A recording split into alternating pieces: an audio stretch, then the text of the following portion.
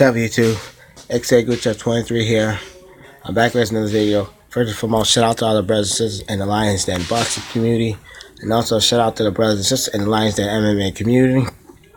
I'm going to talk some MMA. So, Taiwan Woodley's coach Thaker wasn't the fans that disliked Woodley because UFC 228. They were just upset with him.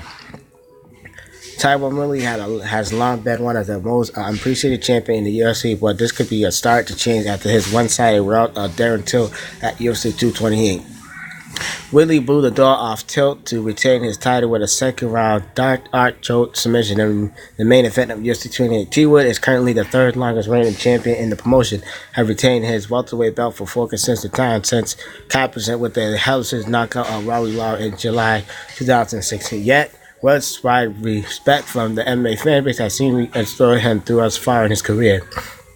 Naked League officially followed anytime an article regarding to Woodley is written online, even in Dallas at UFC 28, despite being matched against a foreign opponent until Woodley was far from the crowd favorite at the American Airlines Center. One of Woodley's main coaches, UFC veteran Dan Tim, has witnessed firsthand the struggle Woodley has gone through regarding his popularity among the MMA fanbase. Tim, after at least part of that struggle to blowback Woodley's received from his last 2 fights, recently done with fair against Stephen Thompson and Ldmmac, but Thompson also believed that 228 could have been the type of performance that could turn Woodley never around. I think that people are starting to realize Tim said Monday on the MMA Hour. Here where I think I am going to be honest with you. I think that people were just upset with Tryon. I don't think that they ever think he could fight. I think they were just upset with him because they know what he's capable of. I mean, up until the second Stephen Wonder won about Thompson fight, Tryon was just tearing people up until that fight. These 2 fights, I think he just disappointed people and they were upset with him. And that's why they start really badmouthing him. And the fact that he was coming off and just kindly complaining about the position in the game, I think that really just kind of extrapolated everybody's view of him. And just, we don't like this guy. But I think this is his performance on Saturday and his stance now that, listen, I don't care what you put in front of me. I'm just going to fight. I think that's what people want from Tryon, and I think what turned everybody's opinion around him.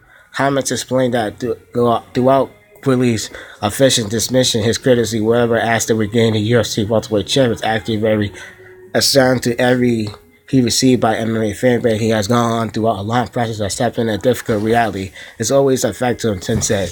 There is times where we have to take his phone away from him. It affects these guys, these fighters. Everyone thinks these warriors and these animal fighters are some of the most sensitive people that you ever see or ever met, and it affects them. They go out their way and they're trained there. Tails off and they get in the cage and they fight. They make themselves so valuable for the world to see, and these people just take them for granted and start trash talking about them, and affecting them heavily.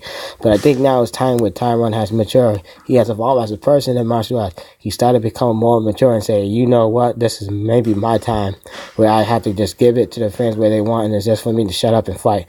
Thomas said really using a time, situation, and motivation for UFC 228. T-Wood stated several times during the fight week that his matchup against Till felt personal, that all of this certainly play a part in the discussion. Woodley entered the UFC 28 as the betting underdog for the 3rd time in his 4th fight title reign. But according to Thomas, there were much larger factors play as well. He was bothered by it, but it wasn't that he was the underdog. They were never the case because he has been the underdog in the last 4 of his 5 fights, so that wasn't the case. Thomas said that it was really that he knew that he felt kind of pressure into taking this fight. He knew that it wasn't really the right time for him, and it might even have been the right fight for him. But he felt like he was kind of pressured into the fight, so he said, you know what, I'm going to keep my mouth shut and I'm going to show the world that I made of it. And that's exactly what he did, and that was exactly what he prepared for. He also, too, and this is one thing I think I helped this fight through, it was he understood what Darren Till was capable of and respecting it throughout camp. Some of these guys were like Ldmmac or even Wonderboy. It was like we knew that he had the presence to solve, but he never really felt like these people could hurt him and put him away and embarrass him. But he knew that Darren Till, if Darren Till was able to get off, he knew that Darren Till could embarrass him. So he said, you know what, I'm not going to let this happen. I can't afford to lose. The position I am right now, the positions that will treat me the way the UFC everybody treating me. I cannot lose this fight. I would say that if Tryon lost that fight, he may as well retire. Thomas continued. He just wasn't a do-or-die position because they're going to push him way to the back. If Tryon lost that fight, they would never give him a rematch.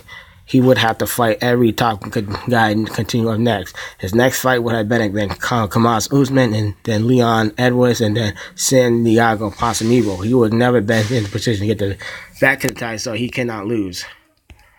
Well, just to give you guys my thoughts on this, I was a big supporter of Tyron Woodley. Like I said, I stopped supporting Tyron Woodley because the one incident that he had with Mike Perry, where basically Mike Perry went out and he said the N-word, and Tyron Woodley did not check him for that, you know, and from there I just lost my respect for Tyron Woodley, you know. So I understand where Tyron Woodley's coming from, that the UFC was mistreating him, but a lot of people, especially me in the black community, we all had our supports for Tyron Woodley, and he should, like I said, he should have checked Mike Perry for that, for the end comment. So, but you know, it's sad though. But to Tyron Woodley, he did have the support from mostly everybody in the black community because, like I said, we felt what was happening. We all saw what the UFC was doing. They were mistreating him bad. You know, they weren't giving him the promotion like all these other fighters. You know, but hey, that's what you get when you start cooning. You know what I mean? So, you guys tell me what you think of this. I am out.